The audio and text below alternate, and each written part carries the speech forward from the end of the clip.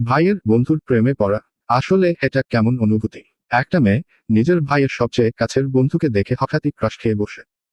কিন্তু সমস্যা হলো, ছেলেটা তাকে একদমই সিরিয়াসলি নেয় না।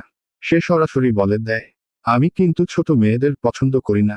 এই কথা শুনে মেয়েটা হাল ছাড়ে না, বরং সে সিদ্ধান্ত নেয় এই ছেলেকেই সে জয় করবে।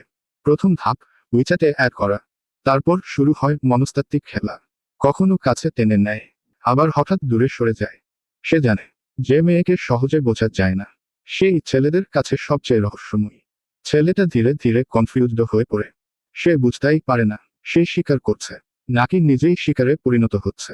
কারণ সবচেয়ে দক্ষ শিকারী সেই, যে নিজেকে শিকারের মতো উপস্থাপন করে। কিন্তু গল্পের আসল টুইস্টটা আসে শেষে।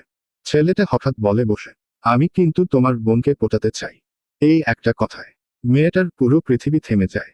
সে ভাবছিল সে খেলাটা কন্ট্রোল করছে, কিন্তু আসলে সে নিজেই গেমের মধ্যে আটকা পড়ে গেছে। তার সব কৌশল, সব নাটক, সব পুশ অ্যান্ড পুল এক মুহূর্তে ভেঙে পড়ে। এখন প্রশ্ন হলো, ছেলেটা কি সত্যিই তার বোনকে পছন্দ করে, নাকি এটা শুধু একটা পাল্টা চাল? মেয়েটা এবার বুঝতে পারে, সে যাকে দুর্বল ভাবছিল সে আসলে অনেক শান্ত কিন্তু বিপজ্জনক খেলোয়াড়। ছেলেটা ইচ্ছে করেই দূরে ছিল, ইচ্ছে করেই তাকে কনফিউজ করছিল, কারণ সে দেখতে চেয়েছিল মেয়েটা কতদূর যেতে পারে। আর এখানেই গল্পটা ঘুরে যায়। মেয়েটা এবার সিদ্ধান্ত নেয় সে আর খেলা খেলবে না। সে সোজা গিয়ে বলে, আমি তোমাকে সত্যিই পছন্দ করি। এই সোজা স্বীকারোক্তি ছেলেটাকে একদম থামিয়ে দেয়।